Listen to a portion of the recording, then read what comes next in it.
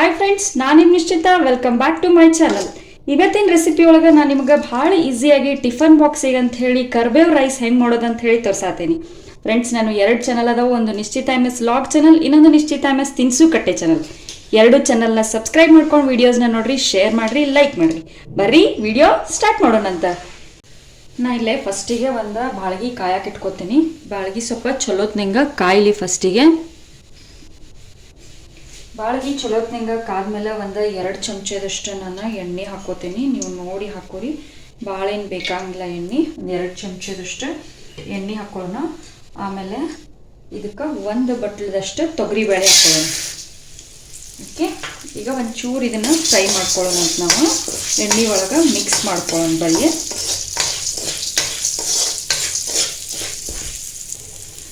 So ತೊಗರಿಬೇಳೆ ಎಣ್ಣೆ ಒಳಗೆ ಮಿಕ್ಸ್ ಆದಮೇಲೆ 1.5 ಚಮಚದಷ್ಟು ನಾನಿಲ್ಲೇ ಮೆಣಸಿನ ಕಾಳು ಹಾಕೊಳತ್ತೀನಿ ಮತ್ತು 1 ಚಮಚದಷ್ಟು ನಾನು ಜೀರಿಗೆ ಹಾಕೊಳತ್ತೀನಿ.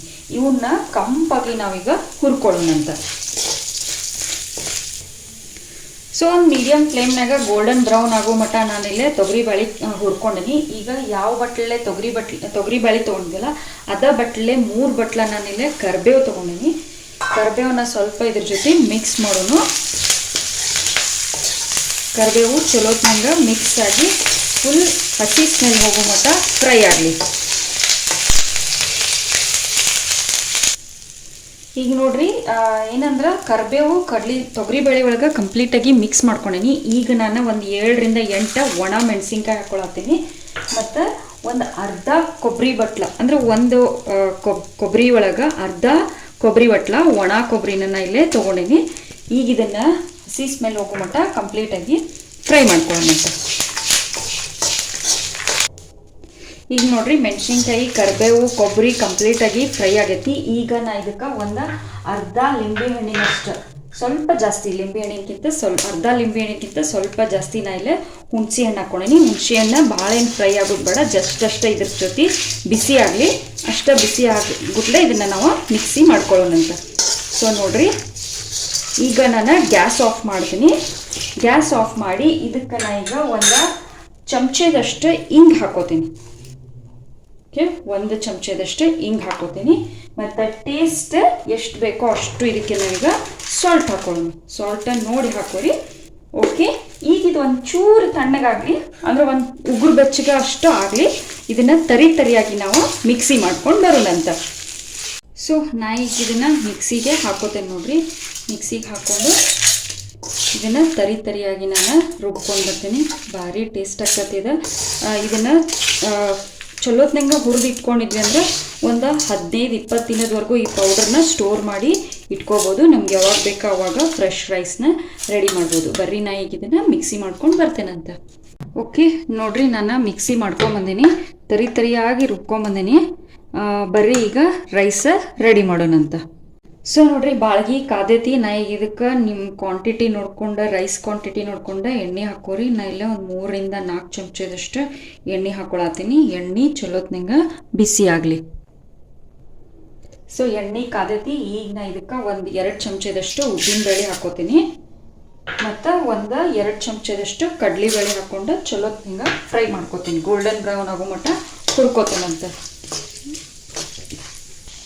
ಸೊ ಉದ್ದಿನಬೇಳೆ, ಕಡಲೆಬೇಳೆ ಫ್ರೈ ಆಗ್ಯಾವ. ಈಗ ನಾವು ಒಂದು ಬೌಲ್ನಷ್ಟು ಶೇಂಗಾ ಹಾಕೋತೀನಿ. ಶೇಂಗಾನು ಕೂಡ ನಾ ಈಗ ಫ್ರೈ ಮಾಡ್ಕೋತೇನಂತ.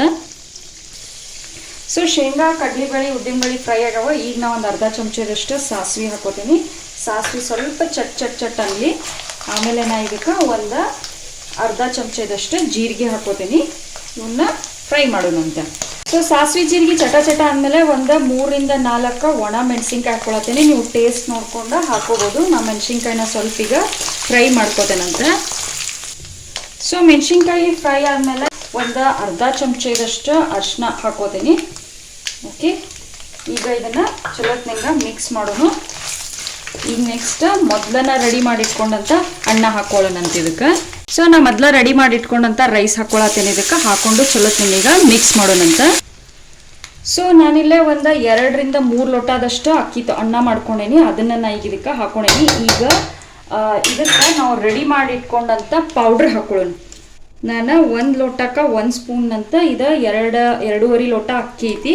ಸೊ ಒಂದು 3 ಚಮಚದಷ್ಟು ನಾ ಇದಕ್ಕೆ ಮಿಕ್ಸಿ ಮಾಡ್ಕೊಂಡಂಥ ಪೌಡ್ರನ್ನ ಹಾಕ್ಕೊಂಡು ಚಲೋ ನಿಂಗೆ ಇದನ್ನು ರೈಸ್ ಜೊತೆ ಮಿಕ್ಸ್ ಆಗುವಂಗೆ ಮಿಕ್ಸ್ ಮಾಡ್ಕೋತಾನಂತ. ಸೊ ನಾ ಇದನ್ನು ಕಂಪ್ಲೀಟಾಗಿ ಮಿಕ್ಸ್ ಮಾಡ್ಕೊಂಡೇನಿ. ಈಗ ನೀವು ಟೇಸ್ಟ್ ನೋಡ್ಕೊಂಡು ಇದಕ್ಕೆ ಸಾಲ್ಟ್ ಹಾಕೋರಿ, ಯಾಕಂದ್ರೆ ನಾವು ಮಿಕ್ಸಿ ಮಾಡೋಕ್ಕೂ ಸಾಲ್ಟ್ ಹಾಕಿರ್ತೀವಲ್ಲ, ಸೊ ಅದಕ್ಕಾಗಿ ಸಾಲ್ಟ್ ನೋಡಿ ಸಾಲ್ಟ್ ಹಾಕೋರಿ. ನಾ ಇಲ್ಲೇ ಒಂದು ಅರ್ಧ ಚಮಚದಷ್ಟು ನಾ ಇದಕ್ಕೆ ಸಾಲ್ಟ್ ಹಾಕ್ಕೊಂಡು ಮಿಕ್ಸ್ ಮಾಡ್ಕೋತಾನಂತ. ಮಿಕ್ಸ್ ಮಾಡ್ಕೊಂಡ್ರೆ ರೈಸ್ ಸರ್ವ್ ಮಾಡೋಕೆ ರೆಡಿ ಆಗ್ತೈತಿ. ಬರ್ರಿ ನಾನು ನಿಮ್ಗೆ ಮಿಕ್ಸ್ ಮಾಡ್ಕೊಂಡು ಸಿಗ್ತೀನಿ. ಸೊ ಫ್ರೆಂಡ್ಸ್, ರೈಸ್ ರೆಡಿ ಆಗತ್ತಿ. ಬರ್ರಿ ನಾವೀಗ ಇದನ್ನು ಸರ್ವ್ ಮಾಡ್ಕೊಳ್ಳೋಣಂತ ಸರ್ವಿಂಗ್ ಪ್ಲೇಟಿಗೆ. ಸೊ ಫ್ರೆಂಡ್ಸ್, ನಾನು ಮಾಡ್ದಂಥ ಕರ್ಬೇವು ರೈಸ್ ರೆಡಿ ಆಗೈತಿ. ನೀವು ಮನೆ ಒಳಗೆ ಮಾಡಿರಿ, ಹೆಂಗಿತ್ತಂತ ಹೇಳಿ ನಂಗೆ ಕಮೆಂಟ್ ಸೆಕ್ಷನ್ನಾಗ ತಿಳಿಸ್ರಿ.